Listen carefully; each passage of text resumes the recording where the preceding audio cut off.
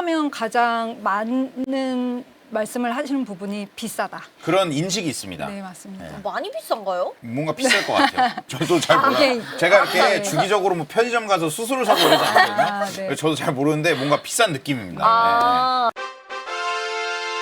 인사 시간도 많습니다. 여러분의 시간을 낭비해드릴 느리지만 쿨한가. 랩미팅입니다. 반갑습니다, 교수님들.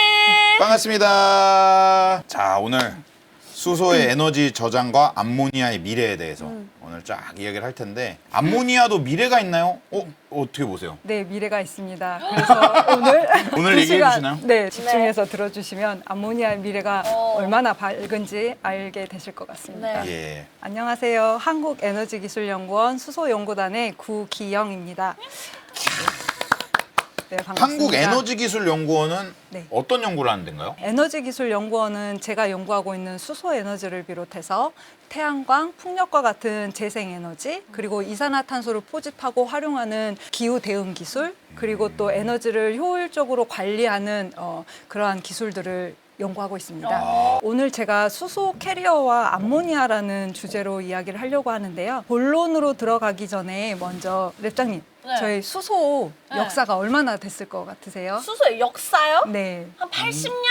100년? 좀 더 가시죠. 아, 200년! 네. 오! 헨리 캐번디시라는 영국 과학자가 최초로 수소를 발견했고 이후에 한 1800년 정도의 그 윌리엄 니콜슨이라는 과학자가 볼타 전지를 이용해서 물을 분해하면 수소와 산소로 나뉜다라는 개념이 발견됐어요. 네. 그러니까 그걸 기준으로 하면 한 250년이 넘는 역사를 가지고 있는데 250년 전에 우리나라는 어떤 시대였을 것 같으세요? 조선시대 아닙니까? 맞습니다. 네, 조선시대입니다. 그렇게 오래된 역사를 가지고 있는데 최근에 이제 이런 청정 에너지 이슈 때문에 최근에 뭔가 발견됐다라고 느끼시는 분들이 많이 있으실 것 같습니다. 그러면 본격적으로 수소 캐리어와 암모니아에 대해서 이야기를 시작해 보도록 하겠습니다. 캐리어 하면 어떤 이미지가 먼저 떠오르시나요? 그 수소 캐리어. 여행 가방. 네, 맞습니다. 캐리어요. 우리가 여행을 떠날 때 짐을 보관해서 운반하는 기능을 가지고 있는 가방이 캐리어입니다. 네. 예. 이러한 보관하는 것을 저장으로 보고 운반하는 것을 운송이다라고 생각을 하시면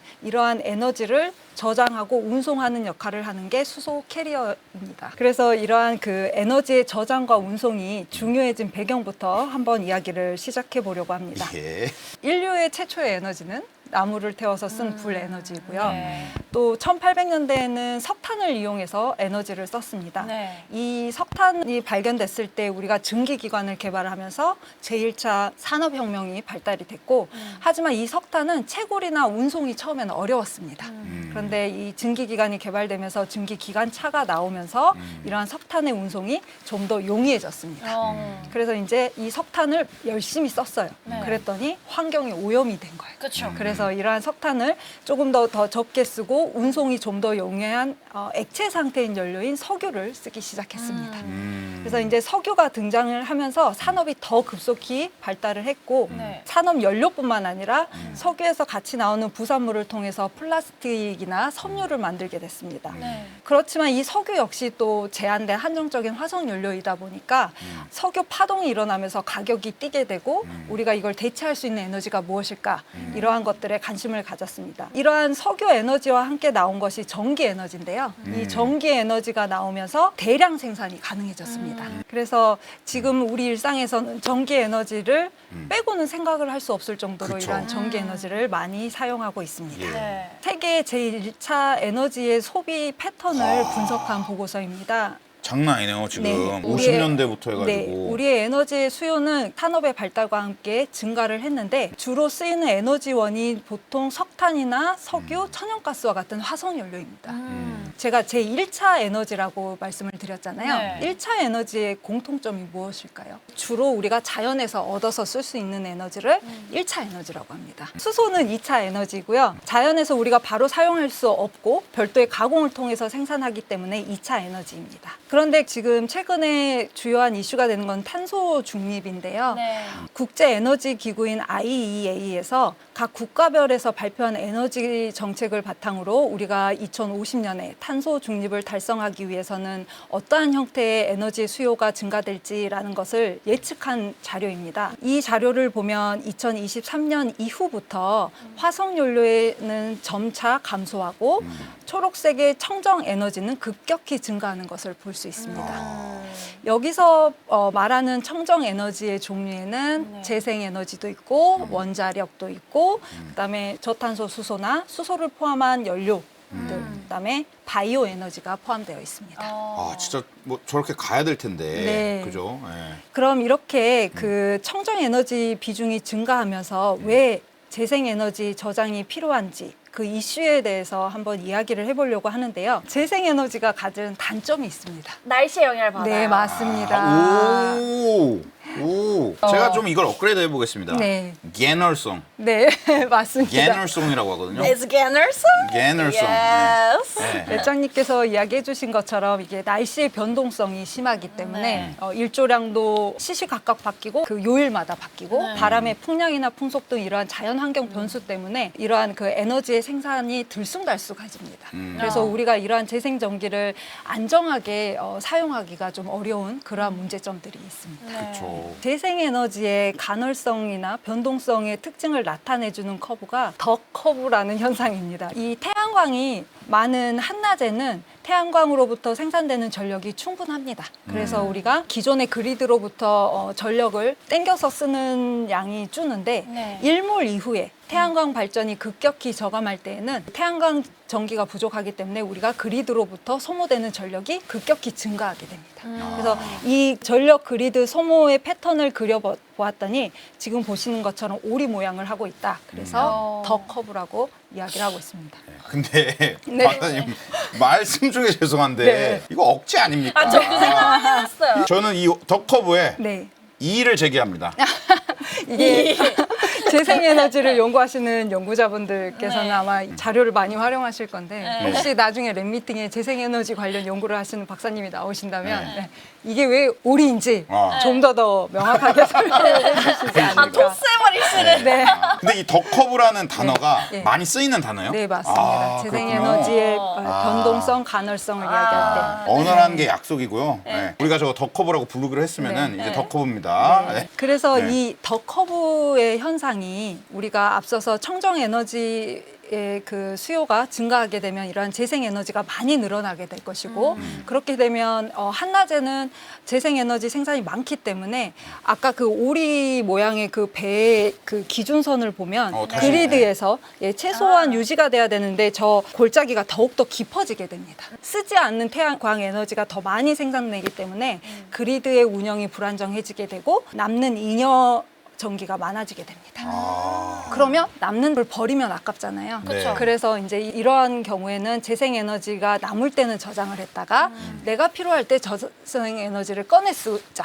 그래서 네. 이제 에너지의 저장이라는 기술이 필요하게 됩니다. 수소는 에너지 캐리어. 예. 오, 딩동댕입니다. 잘하시는데요. 네. 예. 요 그림에서 볼 듯이 태양광이나 풍력에 남는 잉여 전기를 수소 형태로 저장을 할 수 있습니다. 그럼 어떻게 해서 수소 형태로 저장할 수 있는지 설명을 드리도록 하겠습니다. 이게 이제 수소가 에너지 캐리어로 어떻게 역할을 하는지를 보여주는 모식도인데요. 옆에 이제 태양광 발전이나 풍력 발전이 남을 때 네. 이 잉여의 전기를 이용해서 우리가 물을 전기 분해를 하게 됩니다. 그럼 물을 분해하게 되면 수소가 생산이 되고 생산된 수소를 저장해 두었다가 전기가 필요할 때 이 수소를 운반을 해서 연료전지나 터빈 발전 등의 연료로 사용해서 전기를 만들어서 쓰게 됩니다. 실제 설치된 세계 최대 규모의 10메가와트급 알칼라인 수전의 시스템인데요. 일본 후쿠시마에 나미에 현에 그 설치되어 있는 모습입니다. 네. 옆에 저 뒤로 보이는 팔에 보이는 저게 태양광 시스템 20메가와트가 깔려 있고요. 네. 이 태양광의 전기를 이용해서 알칼라인 수전의 시스템을 이용해서 수소를 생산하고 저장해 두었다가 도쿄 같은 인근 도시에 수소가 필요할 때 튜브 트레일러를 이용해서 수소를 운송을 하고 있다고 합니다. 그래서 요거는 이제 25년 이후에 상용화를 더 하겠다라는 그런 기사들로 발표를 접했습니다. 그렇군요. 자, 그러면 이러한 재생 에너지가 수소로만 저장이 가능한가? 그렇지 않겠죠. 네. 그렇죠. 네. 근데 수많은 또 저장 방식이 있잖아요. 네, 맞습니다. 네. 수소로 해야 됩니까? 궁극적으로는 수소로 해야 될 것 같습니다. 아, 그렇군요. 아, 네. 또 그 이야기를 해주시는 거죠? 네, 맞습니다. 알겠습니다. 실제 이러한 재생 에너지를 저장하는 기술로 사용되고 있는 다양한 기술들이 적용되고 있는데요. 네. 플라이휠, 배터리, 압축 공기 저장, 양수 발전, 그다음에 수소에 이르기까지 여러 가지 기술들이 현재 이러한 재생 에너지를 저장하는 데 사용되고 있고요. 네. 지금 소개드렸던 이 기술들이 어느 기간 동안 에너지를 저장할 수 있고 얼마만큼 저장할 수 있는지를 나타내는 그래프입니다. 그래서 보시면 아시겠지만 배터리의 경우에는 수백 메가와트급까지는 에너지 저장이 가능하지만 저장 기간이 일주일이 채 되지가 않습니다. 네. 네, 그런데 수소의 경우에는 기가와트급까지 저장이 가능하고 심지어 수개월까지 오랫동안 저장이 가능합니다. 네. 그래서 에너지의 대용량 장기간 저장이 수소가 가능하다. 그래서 이러한 그 재생에너지 저장을 위한 기술로서 수소 기술 개발이 필요하다. 그러면 제가 지금까지 다른 저장 기술도 잘 쓰이고 있고 하는데 수소가 좋습니다. 라고 이렇게 말씀을 드렸잖아요. 네. 근데 수소에는 문제가 없을까요? 있겠죠. 있겠죠. 네. 네. 수소하면 가장 많은 말씀을 하시는 부분이 비싸다. 그런 인식이 있습니다. 네, 맞습니다. 많이 비싼가요? 뭔가 비쌀 것 같아요. 저도 잘 몰라요. 네. 제가 이렇게 네. 주기적으로 뭐 편의점 가서 수소를 사고 그러지 않거든요. 네. 그래서 저도 잘 모르는데 뭔가 비싼 느낌입니다. 아. 보통 이제 저희가 뭐 수소차 충전소에서 파는 수소 가격을 가지고 많은 분들이 이제 이야기를 하는데 수소 가격이 비쌀 수밖에 없는 이유는 아직까지는 우리 일상에서 이러한 청정 수소에 대한 수요가 많지 않기 때문에 대량으로 제조를 하지 않고 또 값싸게 이러한 수소를 생산할 수 있는 기술 개발이 좀 더 필요한 그러한 문제가 있습니다. 그래서 이런 수소를 사용하고자 하는 수요가 늘고 이러한 기술이 발달된다면 수소도 어느 순간에는 아까 말씀하신 것처럼 슈퍼에서 살 수 있을 정도로 이거 갑자기 와. 그래서 아까 그 앞에 보여드렸던 그 그래프에서 수소 저장이라고 적어져 있기는 한데 이게 단순히 수소뿐만 아니라 수소를 포함한 물질로 전환해서도 오랫동안 쓸 수 있다. 그럼 우리가 이 수소를 만들기만 하면 에너지가 바로 저장이 되나? 왠지 아닌 것 같군요. 이 장표는 사실 수소하면 가장 많이 접하는 장표일 것 같습니다. 예. 원자 번호 1번이고 네. 우주의 75%를 차지하는 되게 풍부한 원소이지만 너무 가벼워서 중력이 그 수소를 잡아둘 수가 없습니다. 그래서 우리 지구에서는 수소 분자 자체로 존재하는 거는 극히 희박하고 대부분이 화합물 형태로 존재합니다. 네. 그래서 아까 맨 처음에 1차 에너지를 이야기할 때 수소는 2차 에너지라고 하는 이유는 우리가 이러한 수소를 쓰려면 이 수소를 가지고 있는 화합물로부터 수소를 뽑아 써야 합니다. 이러한 그 수소를 포함하고 있는 화합물은 화석연료라고 부르는 석탄, 석유, 천연가스에도 수소가 포함이 네. 되어 있습니다. 물에도 수소가 포함이 되어 있습니다. 그래서 우리가 수소를 생산하는 것들은 앞서 보여드린 화석연료나 물로부터 수소를 뽑아서 사용을 해야 합니다. 그런데 이렇게 작고 가벼운 수소를 저장하는 방법에도 되게 다양한 기술들이 있습니다. 아, 그러네. 저장을 어떻게 하는가? 수소의 저장 기술에는 크게 두 가지로 나누는데요. 예. 물리적으로 저장하는 방법과 물질을 기반으로 저장하는 방법이 있습니다. 물리적으로 저장한다. 온도나 압력만 변화해서 그 물질의 상태만 바꾸는 건데 고압 압축 저장이라든지 이어서 소개할 그 극전 압축이나 액화수소 저장과 같은 방식은 압력을 높이거나 온도를 낮춰서 저장하는 그러한 방식이 물리적인 저장 방식이고요. 우리가 지금 평소에 쓰는 뭐 LPG라든가 네. 부탄이라든가 이런 것들 저장하는 방식인 거죠. 네, 그것도 액화 상태이기 네. 때문에. 네, 그런 것이 물리적인 저장 방식이다. 네, 맞습니다. 예. 물질 기반 저장 방식에는 또 세 가지로 구분이 될 수 있는데 네. 첫 번째 흡착제를 이용한 저장 방식. 어떻게 이해를 하시면 좋냐면 냉장고 안에 있는 탈취제 있죠. 숯 모양으로 되어 있는 까만 숯. 네. 예, 예. 그 숯이 냄새를 잡잖아요. 맞아요. 기공 같은 것들이 발달이 돼서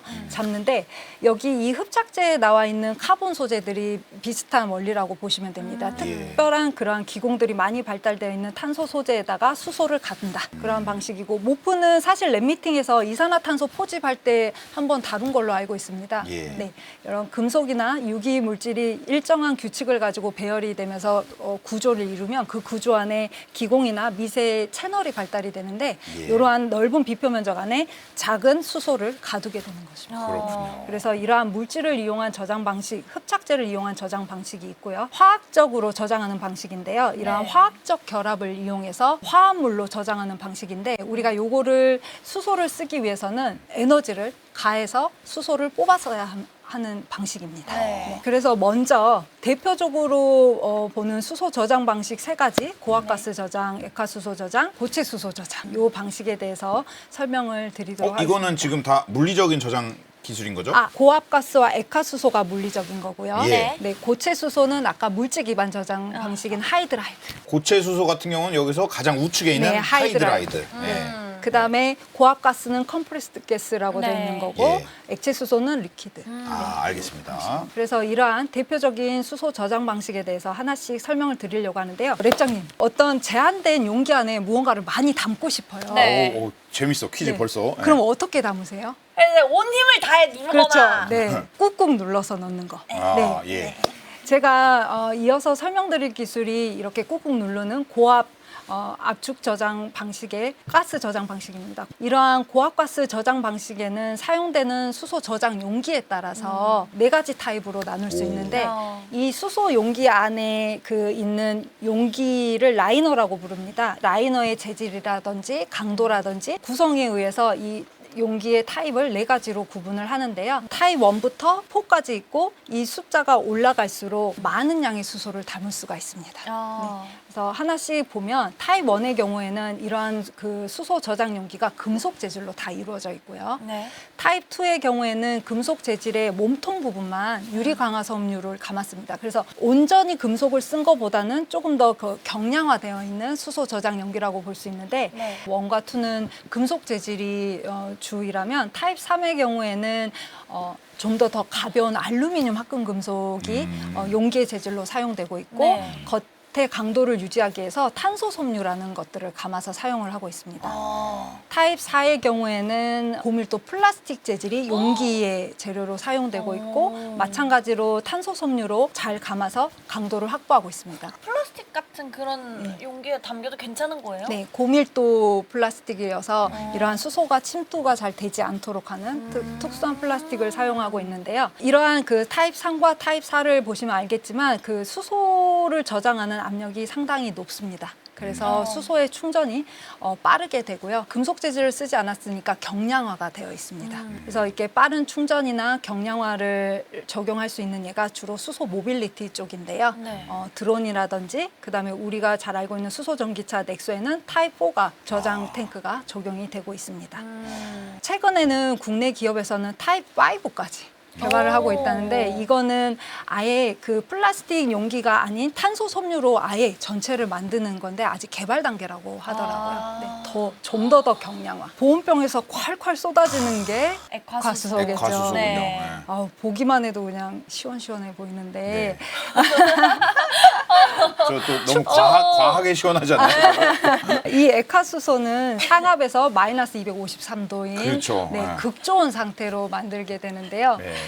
이 액화수소가 앞서 소개해드렸던 그 기체 상태의 고압수소 저장 방식보다 더 많은 양의 수소를 저장할 수 있습니다. 동일한 상압, 일바의 기체 상태와 맨 오른쪽에 액화수소 상태의 그 저장 밀도를 보시면 800배나 더 높습니다. 동일한 볼륨에 저장할 수 있는 수소의 양이 800배나 높고 심지어 우리가 이걸 700바로 꾹꾹 눌러 담아도 액화수소가 1.5배 이상 더 많은 양의 수소를 담을 수가 있습니다. 그런데 이 액화수소를 많이 담는 관점에선 되게 좋은데 네. 문제가 또 있겠죠. 그렇죠. 네.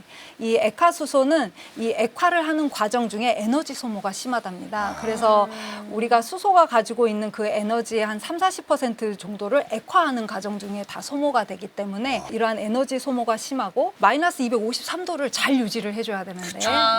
외부에서 열 유입이 일어나서 온도가 바뀐다. 그러면 이 수소가 금방 날아갑니다. 예. 그래서 이렇게 수소가 증발되는 현상을 우리가 보일 오프라고 하는데 네. 이때 발생하는 증발가스를 보일 오프 가스, BOG라고 부르게 됩니다. 이러한 그 액화수소의 경우에는 앞서 말씀드렸던 것처럼 액화 과정 중에 에너지 소모가 심하다는 문제랑 또 BOG 발생으로 인한 그 증발 손실들을 막기 위해서 단열 성능을 좀 강화할 수 있고 냉각 시스템의 성능을 강화할 수 있는 그러한 기술 개발들이 필요하고 네. 있습니다. 사실 액화수소가 저장 측면에서만 본다면 동일한 볼륨에 많은 양을 담을 수 있기 때문에 예. 운송을 할 때도 일회 운송하는 양도 많고 차량 연료로 썼다 하면 더 많은 양이 담겨 있으니까 더 많은 거리를 주행할 수 있으니까 예. 당연히 이 액화수소를 연료로 사용해 보는 게 어떨까라는 그러한 생각이 들겠죠. 네. 네. 그래서 2000년대쯤 해서 이러한 액화수소를 연료로 한 수소차가 예, 예. 출시가 됩니다. 아. BMW와 GM에서 오! 수소를 연료로 한 수소차를 출시를 했는데 처음에는 액화수소를 연료로 하는 방식을 썼다가 이후에는 700기압의 고압으로 저장되는 수소 저장 탱크를 사용했는데요. 네. 사실 지금 우리가 사용하고 있는 수소 모빌리티의 대부분의 그 수소 연료는 고압 가스 탱크로 저장이 되잖아요. 예. 네. 만약에 이때 이러한 액화수소 저장 방식이 개발이 잘 됐었더라면 지금 그렇게 썼을 텐데 안타깝게도 그렇지 못했습니다. 그 이유가 뭐냐? 앞서서 액화수소의 그 해결 과제라고 말씀드렸던 네. BOG가 발생해서 수소가 증발되는 문제, 그게 안 되려면 마이너스 253도의 극저온으로 꾸준히 유지를 해야 되는데 이러한 냉각 시스템을 구축하려면 대형화가 돼야 합니다. 네. 그런데 우리가 타고 다니는 이러한 소형 차에는 이러한 대형 냉각 시스템을 적용하기가 쉽지 않기 때문에 이러한 그 차량에는 적용을 하지 않게 됐습니다. 그래서 이러한 액화수소 기술이 꾸준히 관심을 받고 개발이 되었던 분야가 항공우주 분야입니다. 오! 에너지 그 저장 밀도가 되게 높으니까. 네, 맞습니다. 그렇겠네요. 수소를 연료로 하게 되면 기존의 케로신과 같은 연료보다는 더 많은 높은 에너지 밀도를 갖고 있기 때문에 강한 추력을 낼 수 있습니다. 예. 1967년에 나사에서 달 네. 탐사를 위한 아폴로 프로젝트에 쓰였던 액체 수소 연료 추진 로켓 세턴5의 모습인데요. 세턴 5에 쓰였군요. 네, 로켓이 3단으로 구성되어 있는데 1단은 케로신을 사용하였고 2, 3단에 액체 수소가 사용이 됐다고 합니다. 그리고 오른쪽 사진이 그 나사의 케네디 우주센터에 그 설치된 대형 국조온 저장 탱크인 15의 15. 모습입니다. 보일오프 손실을 줄일 수 있는 기술을 테스트하기 위해서 만든 실험 탱크인데요. 네. 그 크기가 직경이 4m에 달한다고 합니다. 나사는 액화수소의 보일오프 문제를 해결하고 또 이러한 냉각 시스템을 개발하는 연구를 꾸준히 진행하고 있다고 합니다. 저게 진짜 쓰였네요. 네. 세턴 5 하면 너무 네. 너무 유명하네. 네. 한마디로 되게 실용적이라는 거잖아요. 네. 우주 분야에 있어서. 네. 네, 그렇군요. 근데 이러한 그 액화수소를 연료로 사용하는 게 현재에도 이어지고 있습니다. 오. 예. 액화수소를 연료로 사용한 사례인데요. 네. 블루 오리진의 뉴 셰퍼드와 일본에서 개발한 H3라는 로켓에서는 이러한 그 액화수소를 연료로 사용하고 있습니다. 오, 진짜요? 네, 네. 아, 얘네들. 네, 맞습니다. 뉴셰퍼드 같은 경우는 뭐 좀 유명하잖아요. 제프 베조스도 네. 저거 타가지고 관광 조금 하고. 네. 일본도 지금 H3 저거 되게 유명하거든요. 네, 네. 맞습니다. 이러한 로켓 기술을 가지고 있다라는 것은 액화수소 기술, 액화를 잘 할 수 있는 기술을 가지고 있다는 거기도 한데요. 결국 이러한 액화수소를 쓰기 위해서는 극저온 냉각 기술이 개발이 돼야 되는 게 반드시 필요합니다. 네. 그렇군요. 다음은 고체 수소 저장 기술인데요. 여기 왼편 사진 보면 보기만 해도 무겁고 단단해 보이죠. 네. 근데 이러한 금속에 수소를 저장할 수 있습니다. 어떻게 하는 거지? 네, 저 용기 안에 금속 그 수소함을. 저 용기 안에 예, 수소. 고체가 가득 있나요? 저 왼편 위에 있는 예. 게 고체, 파우더가 안에 들어있어요. 용기 안에. 용기 안에 고체가 가득 있고 예. 그게 저장을 한다는 거잖아요. 네. 신기하네요. 네, 수소가 저장되어 있는 금속 수소화물이 들어가 있는 상태인데요. 이러한 그 금속 수소화물 저장 방식은 앞서서 제가 설명드렸던 고압 압축 저장 방식처럼 높은 압력도 필요하지 않고 액화수소처럼 마이너스 253도의 극저온도 필요하지 않습니다. 상대적으로 마일드한 조건에서 수소를 저장할 수 있는 그러한 이점을 가지고 있습니다. 네. 이러한 그 고체 수소를 저장하는 대표적인 화합물인 금속 수소 화합물을 저장 저장하는 원리를 설명하는 그래프인데요. 네. 이러한 그 금속 표면에서 수소 분자가 해리가 돼서 수소 원자가 금속 구조 내로 들어가게 됩니다. 그러면 확산해서 들어가게 되면 이제 금속과 이렇게 결합을 하게 되고 그 과정 중에 열이 발생을 하게 됩니다. 네. 열이 발생하면 좋지 않으니까 이제 냉각을 해서 일정한 온도를 유지하게 되고 네. 또 우리가 이제 이렇게 가두었던 수소를 다시 쓰려고 하면 또 열을 가해줘야 됩니다. 네. 이게 끊어야 되니까. 그러면 또 수소가 나오는 방식인데 이때 이 온도 조절을 통해서 수소가 방출되는 압력도 조절이 가능합니다. 아, 그러겠네요. 에너지기술연구원 수소연구단에서도 네. 이런 고체 수소 저장 기술을 연구하고 계시는 박사님들이 계세요. 네. 그래서 제가 오늘 여기에 나온다고 하니까 이해를 돕기 위해서 오. 또 협찬을 해주셨습니다. 와우. 협찬. 아, 네. 이게 안 될 거 클라스. 네. 우리 뭐 네. 티셔츠, 화장품 이런 협찬이 아니에요.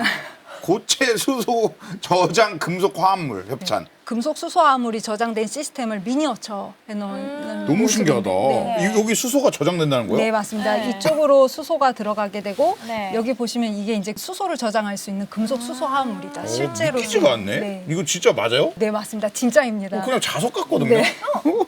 이거 그냥 만져봐도 자석 돼요? 가져오신 네, 거 아니죠? 완전, 네, 아닙니다. 여기 어떻게 저장을 하는 거지? 네. 이 안에 수소가 있는 거예요, 그럼 지금? 아, 지금은 아니고요. 아, 지금 네. 이제 보여주는 거니까. 네, 네. 근데 아까 그 용기 같은 거 안에 이렇게 차 있고 네, 맞습니다. 여기에 수소를 하면은 넣어서 저장을 하고 가열을 가열을 하면 해주면 나온다는 빠져나오고. 거잖아요. 네, 맞습니다. 와, 너무 신기합니다. 물론 보이시지만 네. 만져보실 수가 없기 때문에 네.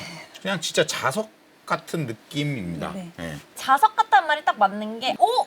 약간 그 연필 흑심 같아요. 약간의 네, 연필 뭔가, 흑심 네. 같은 느낌. 좀 약간, 예리하신데요. 네. 이런 것들을 이렇게 성형 찍으려면 금속 자체로는 잘 찍히지 않으니까 네. 연필 흑심이라고 말한 그러한 탄소 소재를 같이 놓고 성형을 합니다. 아. 그래서 이러한 그 고체 수소 저장 방식은 수소를 쓰기 위해서 제가 가열을 해야 된다라고 네. 했었잖아요. 그럼 어찌 보면 수소를 쓰기 위해서 불편할 거다라는 생각이 들 수도 있지만 예. 그렇죠. 또 이게 약간 바꿔서 생각을 해보면 고압가스 수소 저장이나 액화수소는 누출 시 바로 퍼지는데 얘는 누출이 돼도 가열을 해주지 않으면 수소가 나오지 않습니다. 아, 그러네. 네, 그래- 누출이 안 되네. 네. 그래서 상대적으로 좀 더 안전한 저장 방식이다. 오. 이러한 그 금속 수소화물에 적용한 사례에 대해서 말씀을 드리려고 하는데요. 오. 잠수함 등장했습니다. 아. 진짜 이게 쓰이는구나. 네, 이 잠수함은 연료전지 시스템을 적용한 잠수함인데요. 네. 이 연료전지의 연료로 아까 수소가 쓰인다고 했잖아요. 이 수소를 공급하기 위한 그 저장 장치로 금속 수소화물이 사용되고 있습니다. 아, 근데 되게 괜찮겠다. 네. 그냥 전 잘 모르지만 뭔가 잠수함에 이걸 쓰면 괜찮을 것 같다는 생각이 드네요. 지금 그 사진에 있는 거는 저희 국내 잠수함인데 도산 안창호급 잠수함이고요.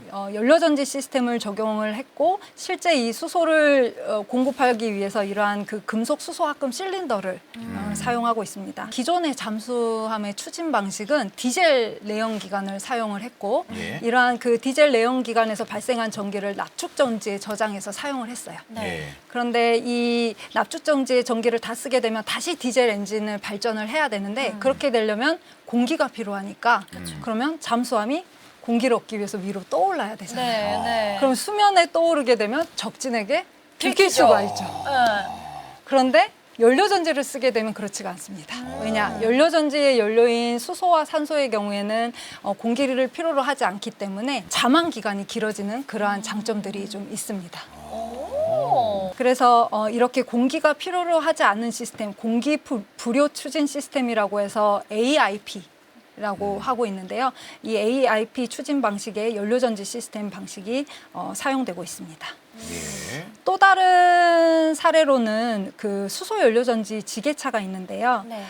이 금속 수소화물 저장 합금을 사용하게 되면 기존의 압축가스를 사용한 저장 방식보다 많은 수소를 저장하기 때문에 부피가 적게 사용이 되고 이게 무겁기 때문에 무게추 역할을 해줍니다. 아. 지게차 이렇게 안정감 있게. 네. 그래서 그러한 이점으로도 활용이 가능합니다. 오. 조금 더 가깝게. 우리 일상에서도 하긴 오. 일상이랑은 좀 가깝진 않거든요. 네. 예. 특히 잠수함은 네, 그러게요. 태어나서 본 적이 없어요, 사실. 저 타본 예. 적이 없어요. 타본 적도 없고 네. 본 적도 없고. 예. 네. 그래서 우리 일상에 더 가깝게 오. 사용한 사례가 지금 사진에서 보시는 모습인데요. 이게 수소 시범도시 사업 중에 하나인 강원도 삼척에 있는 수소 타운하우스의 전경입니다. 오. 그렇게 실제로 쓰는군요. 네. 실증 단계죠? 네, 맞습니다. 아. 우리의 수소 재생에너지 뭐 다양한 기술들을 다 여기에 집약을 해서 실증을 하고 있습니다. 아, 그렇군요.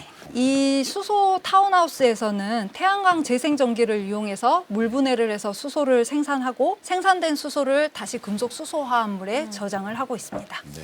앞서서 말씀드렸지만 이러한 금속 수소 화합물을 주택에 적용한 이유는 안정성 때문입니다. 그 방출되지도 않고 또 고압가스처럼 높은 압력에서 저장하지 않아도 되는 이러한 것들이 안정성의 이점으로 작용을 해서 이러한 금속 수소 화합물을 이용해서 수소를 저장하고 있습니다. 네. 아직 이 실증 단계 테스트 중이다. 네, 네네. 테스트 중입니다. 네, 올해 이게- 사업은 끝났는데 이제 계속 연속적으로 실험을 해가면서 데이터를 쌓아서 해갈 계획입니다. 알겠습니다.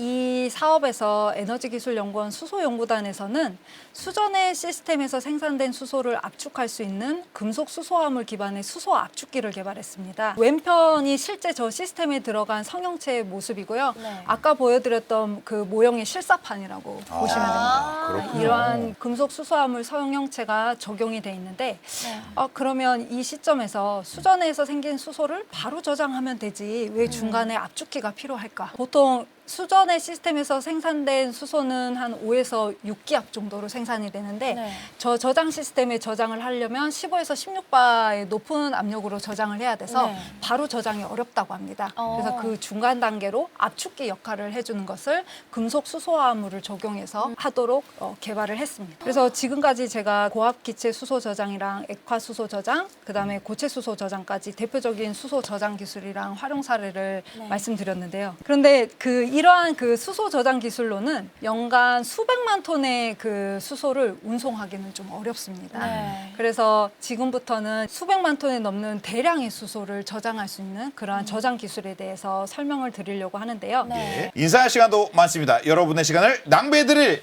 느리지만 쿨한 과 랩미팅이었습니다. 감사합니다, 교수님들. 감사합니다.